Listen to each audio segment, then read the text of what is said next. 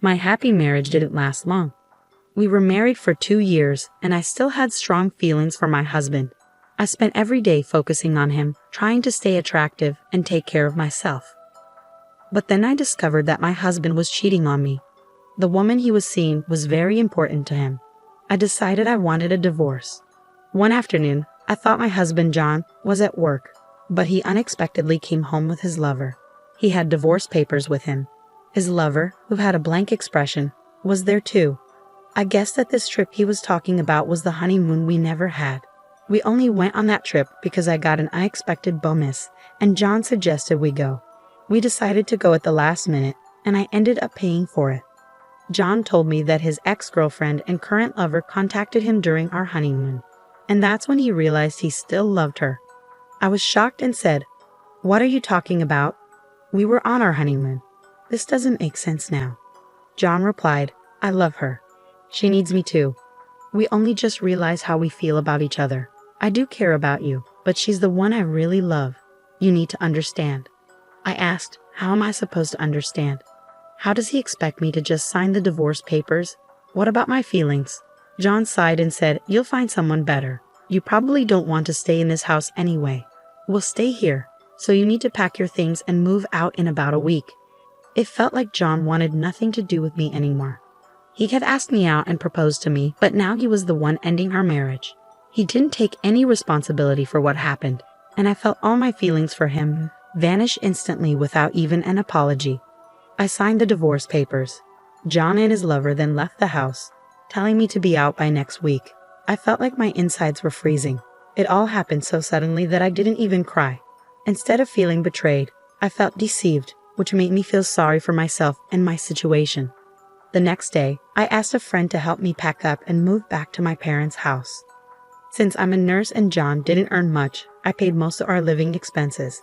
Even though I was shocked by the affair and the divorce, not having to pay rent anymore felt like a small benefit in this situation. I made plans for where I would live next and started packing my things again to leave my parents' house. Kathy, John's ex, came to my mom's house. It was raining outside, so I let her in. My mom looked at me with sympathy. I wondered, what could my ex-husband want now? He said, "I'm not the love of his life." I wondered if John was here to ask me to come back or if he wanted money. I felt bad for assuming, but given how much he spent and complained about money while we were married, it made sense to think that might be the reason. Maybe he left something behind. I decided to go to the living room to hear what he wanted. "What do you want?"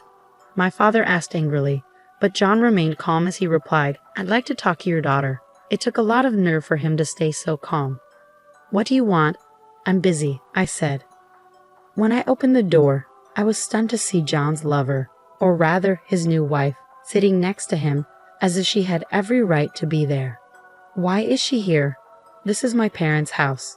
What are you thinking?" I asked. No one should bring their new partner to the house where their ex grew up, and it felt incredibly insulting. "Calm down," John says, and his attitude just makes me more disgusted. The woman with him remains silent again. "Can't you just get this over with quickly?" I asked, probably sounding more irritated than I intended. John looks serious. "This is important. We haven't talked about dividing our things yet. I'm here to get my share." I think to myself, so it's money, just as I thought. John looks pleased. "Yes, that's right. I had a feeling he would come soon, so I was prepared." I take out my purse and give him 30 cents. "Here, this is your share." "What?" John and his new wife gape at the 3 dimes in his hand. "What is this?" He throws the coins on the floor. His new wife suddenly speaks up. "Are you kidding? This isn't property. Stop messing around." They're both furious. "That's all the savings we have left," I calmly explain. John must have expected more. He sneers at me and says, "What are you talking about? There's more. I know you had $200,000. Give me my share of 100,000. He waves his hands around, and his wife nods along. I'm shocked and just stare at him. "You're the one who wanted this over quickly, so if you want the money, hand it to me." John starts screaming and throwing things around the house. He's completely different from the man I knew. It's a relief to have left him. The loud noise and shouting bring my dad, who had left the room, and my brother, who who had just come home, into the living room. My dad is stunned by John's outburst but manages to grab John's arms and restrain him, stopping him from causing more chaos. I quickly explain the situation to my brother, who is a lawyer and understands what's happening because he knows about the divorce. John's new wife overhears us and realizes that John has a lawyer in the family. "Hey, I didn't know your ex-wife had a lawyer in the family," she yells at John, her eyes wide. I wonder why they're so focused on money. Even though I don't want to talk to John, I ask him, "Why do you need the money so badly? You left me because you said this woman is your dream. You chose to be with her instead of me, and that's why you wanted me to move out." "Yes, that's true," John replies. "But dividing the property is important. The house we have now was ours, and we want to build a new one. We're planning for a family, so we need a car and a vacation too. I want to do all the things a new husband should, which is why I'm here. It's hard for me though." Every reason he gives seems so selfish. "Okay," I say. "So you didn't want to come here. I don't want you here either. You don't seem to understand how terrible your actions were, so you don't seem sorry at all.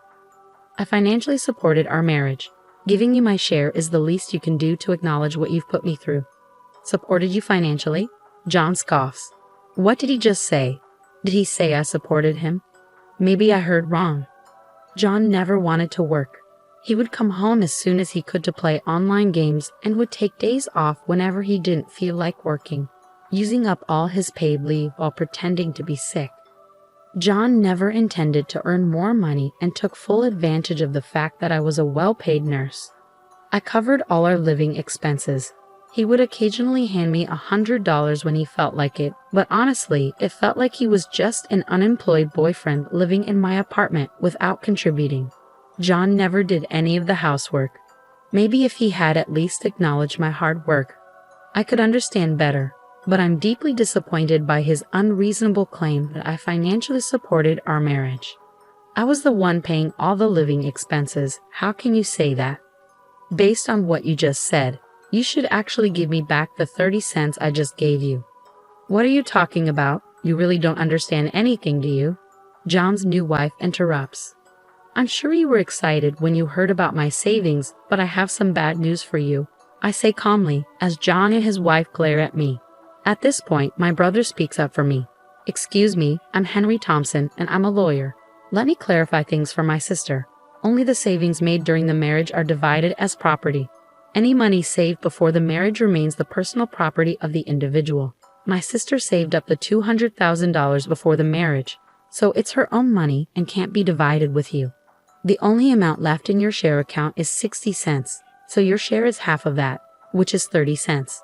There's no point in arguing about this. It seems my sister was saving for your future, but I believe you've spent it all on the woman sitting next to you. Henry speaks calmly, and John and his wife look shocked. John tries to respond. What my brother just said was as Catherine's brother, but now let me speak as her attorney. My client is requesting compensation from you. Why haven't you made this payment yet? I had requested compensation, I explain, but John only paid part of it.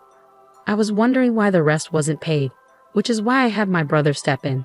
My actual lawyer is his colleague, but since we didn't expect John to show up today, Henry is representing my lawyer. With Henry's intense gaze, John and his wife fall silent. You were asking for a share despite being the one who had the affair and caused the divorce. It doesn't make sense for you to ask for anything. It looks like you've already spent the money my sister had saved up for both of you. My sister's request is that you return the full amount you owe her and pay the compensation. That's impossible. John's new wife protests. Honey, let's stop this. We can't push this any further. John stands up and kicks the table while his wife tries to hold him back. When Henry mentions going to court, John seems to give up and starts speaking the truth. John admits, after the divorce, I lost my job, and since my wife is unemployed too, we started borrowing money. Now we're in so much debt that we can't pay the compensation. When we were trying to find a way to earn money, we remembered your savings and thought you might give us half if we talked about dividing the property. I'm stunned and speechless as they completely change their attitude and beg for my help. My brother, standing next to me, shakes his head to signal that I shouldn't listen to them. I have no sympathy for their situation and tell them they still need to pay back the compensation and my savings. I then ask my brother and father to show them out. The last few hours have felt like a storm. My mom returns to the room with a sigh of relief and starts cleaning up. My dad, furious, says what a terrible man John is and helps her. My brother rubs my back and says, "You did nothing wrong. What you did today and the divorce were both right. You should be confident." He adds that we need to ensure they paid a compensation and immediately calls his colleague. "All of us at the law firm are on your side," he says. I'm exhausted. I say, "Mom, you did an amazing job. How about we all go out for steak tonight to lift our spirits?" I collapse into my mom's arms and hug her. My dad and brother agree to the plan, so we have a wonderful dinner together that night. Later, with help from my brother, his colleague, and the law firm, I get back the compensation and my used savings. John and his wife have no luck with job interviews and end up working several part-time jobs. They won't be buying a house, a car, or going on vacation for a while. They seem to be finally grateful to me after experiencing their new life.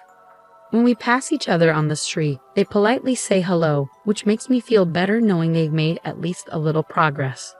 As for me, I'm in a steady relationship with the attorney who worked on my case. Henry is thrilled and says this man is perfect for me. 1 year after the divorce, I'm planning to introduce my new boyfriend to my parents soon. I'm sure they'll be very happy for me. I feel this way because when my ex-husband talked about his love of his life, I didn't really understand it. But now, I believe this new man might just be the love of my life.